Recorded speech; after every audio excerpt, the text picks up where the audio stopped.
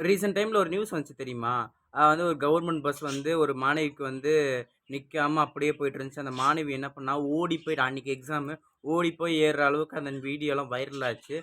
அத பத்தி நான் பேசல. ஆனா வந்து இன்னைக்கு பேசலாம் அப்படின்னு நெனச்சேன். ஏன்னா, 437 மார்க் அந்த பொண்ணு வாங்கியிருக்கு. இது உண்மையிலேயே ஒரு படிப்பின் அவசியத்த புரிஞ்சுகிட்டு, அந்த பொண்ணு வந்து ஓடி, படிச்சு, எழுதி நல்ல மதிப்பெண் வாங்கியிருக்கு. இது மிகவும் பாராட்டத்தக்க விஷயம். ஏன்னா, ஒரு படிப்பின் அவசியத்த அந்த மாணவி அவங்க பேரண்ட்ஸ் எவ்வளோ ஏழையா இருந்திருக்கிறதுக்கு வாய்ப்பு இருக்கு.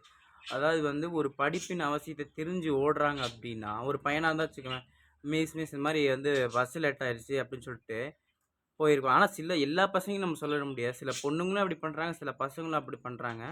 ஆனா சில பசங்களும் நல்லா படிக்கிற பசங்களும் இருப்பாங்க. அவங்க படிப்பின் அவசியத்தை இப்ப இருக்க காலகட்டங்க வந்து ஓரளவுக்கு புரிஞ்சுகிட்டு இருக்காங்க. புரியாத சில தற்கூரிங்கள நம்ம கவனிக்க வேண்டாம். அவங்கள தூக்கி போட்டு போய்க்கிட்டே இருப்போம்.